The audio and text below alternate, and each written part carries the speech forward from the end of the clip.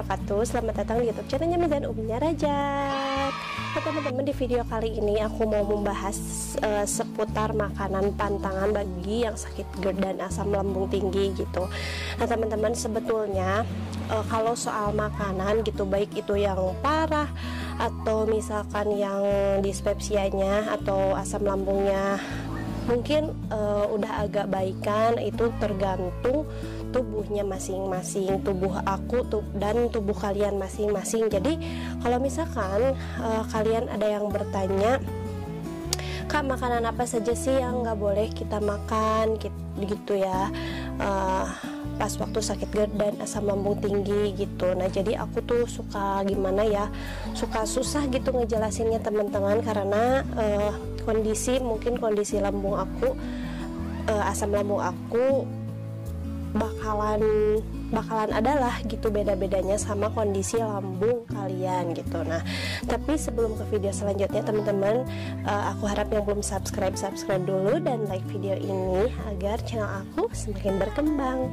Nah teman-teman, sekarang aku mau mulai ya pembahasannya. Gini loh teman-teman, jadi ada makanan inti yang benar-benar ini harus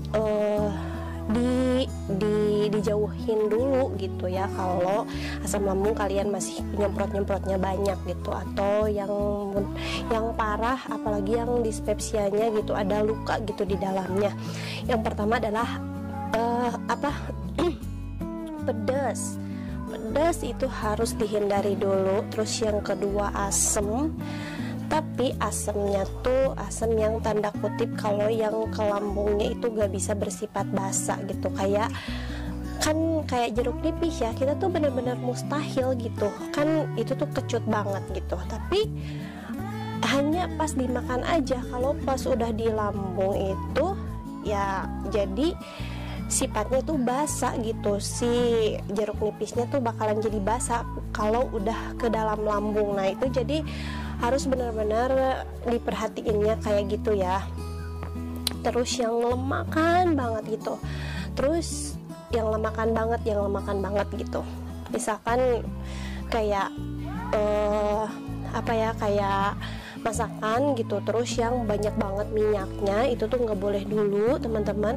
Terus yang bersantan itu nggak boleh. Terus yang kayak kopi dan susu, tapi itu opsional ya. Nah terus untuk penjelasan selanjutnya gini ya teman-teman, kalau misalkan lambung kalian itu udah membaik gitu, dan misalkan kalau kalian icip-icip makanan gitu ya, sebutlah makanan pantangan dari yang barusan aku sebutin gitu, terus gak keterlaluan gitu. Misalkan kalian makan Mile Monilo ya, kan Mile Monilo kan lebih sehat ya dari, terus rasanya juga beda ya kalau dimasukin ke lambung tuh nggak terlalu kayak nyengat, atau bereaksinya tuh nggak terlalu bikin kembung banget gitu kayak mie instan yang lain-lainnya gitu.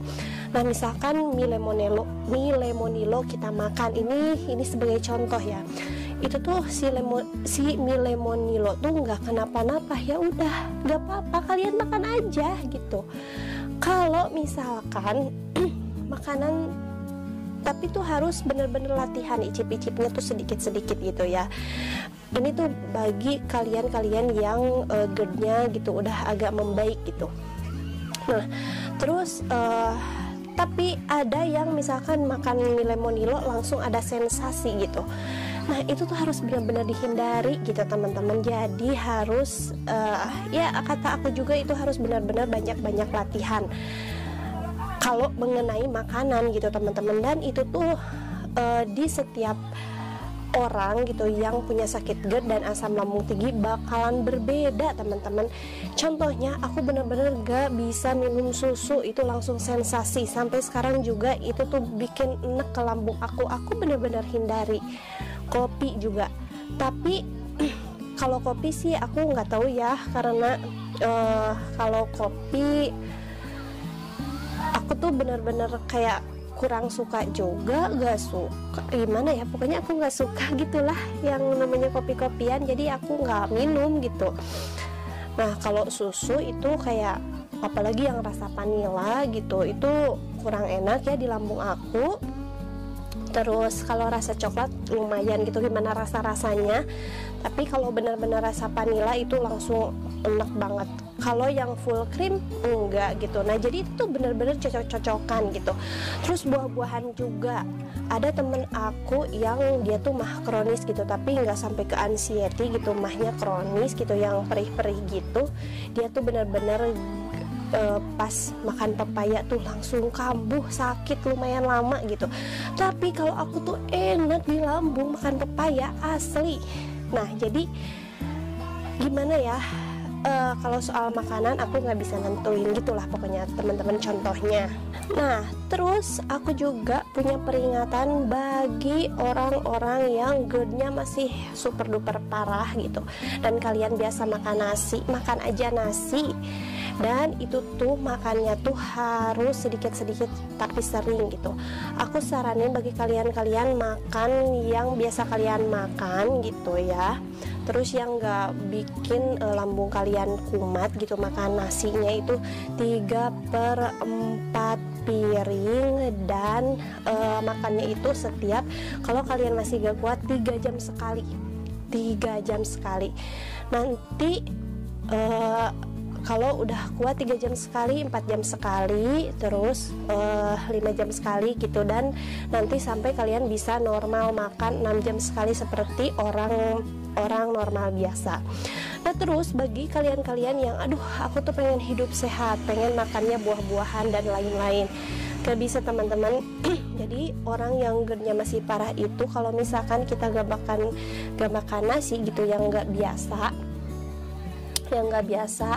kayak misalkan ngikutin pola diet atau pola hidup sehat gitu, itu tuh kita itu harus sembuhin dulu lambungnya gitu teman-teman. Jangan misalkan ada yang mereka yang benar-benar pakai alkali gitu ya, yang full setiap harinya tuh makan buah-buahan dan sayur-sayuran gitu ya. Contohnya alkali itu bener ya, buah-buahan dan sayur-sayuran setiap harinya. Terus ada juga yang diet kenyang juga dan lain-lain. Ada ya yang sembuh asam lambungnya dengan diet-diet seperti itu gitu. Tapi untuk yang GERD-nya masih parah dan kalian terbiasanya makan nasi aja gitu dulu untuk terapi yang kata aku sebutin gitu.